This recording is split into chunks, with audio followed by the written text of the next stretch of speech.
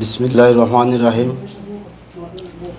আজকের এই বাংলাদেশ জামাত ইসলামের একটা অঙ্গ সংগঠন বাংলাদেশ শ্রমিক কল্যাণ ফেডারেশন বিশ্বনাথ পৌরসভার 6 নম্বরের উদ্যোগে আজকে এক শ্রমজীবী মানুষের সম্বর্ধনা অনুষ্ঠানের আজকের প্রধান অতিথি আমার প্রিয় ভাই সাবেক শ্রমিক কল্যাণ ফেডারেশন বিশ্বনাথ পৌরসভার সংগ্রামী সভাপতি বাংলাদেশ জামাত ইসলামের বিশ্বনাথ উপজেলা শাখার সম্মানিত সেক্রেটারি ভাই জাহিদুর রহমান ভাই, উপস্থিত বাংলাদেশ শ্রমিক কল্যাণ ফেডারেশনের বিশ্বনাথ পৌরসভার 6 নং ওয়ার্ড বিশ্বনাথ পৌরসভার সম্মানিত সেক্রেটারি ভাই আরফাত আলী, উপস্থিত আমার এখানে যে ভাইকে আমরা এই শ্রমজীবী মানুষের পক্ষ থেকে শ্রমিক কল্যাণ ফেডারেশন 6 নং ওয়ার্ডের পক্ষ থেকে যাকে আজকে আমরা সম্মাননা দিতে যাচ্ছি, আমাদের প্রিয় ভাই, আমাদের শুভাকাঙ্ক্ষী ভাই, যুক্তরাজ্য প্রবাসী জনাব নজরুল ইসলাম ভাইকে।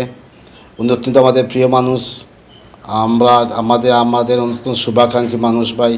উনি যেহেতু চলে যাচ্ছেন যুক্তরাজ্য প্রবাসী হিসেবে, আমরা মনে করলাম উনি যদি আমাদের সাথে মিলেমিশে আসেন, তাকে আমরা শ্রমিক কল্যাণ ফেডারেশন পক্ষ থেকে এটি সম্বোধন অনুষ্ঠান করি। সময় অত্যন্ত কম স্বল্পতার কারণে উনি ভাই আমাদের কোনো সময় দিতে যাচ্ছে, সময় দিতে পারতেছেন না।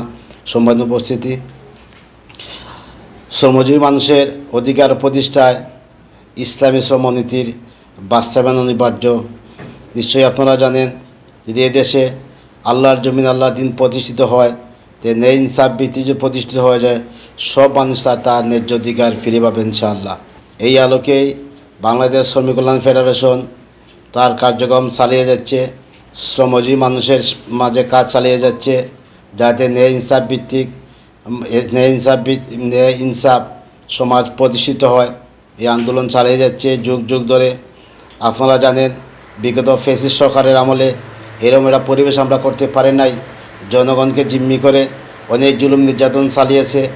ক্ষমতা দীর্ঘায়িত করার জন্য অনেক মানুষকে গুম খুন হত্যার পথে বেছে নিয়েছিল এই বিগত খুনি ফ্যাসিস্ট হাসিনা। এই যে এটা পরিবেশ আমরা দেখতে পেয়েছি, এটা পরিবেশ যে 2024 সালের রক্তাক্ত গণ অভ্যুত্থানের মাধ্যমে যে আমরা একটা পরিবেশ পেয়েছি, যে এই যে ফ্যাসিস্ট খুনি হাসিনাকে বিতাড়িত করার জন্য যারা শহীদ হয়েছেন, রক্ত দিয়েছেন, আহত হয়েছেন, শহীদ ভাইদেরকে আমি অত্যন্ত শ্রদ্ধা জানাচ্ছি।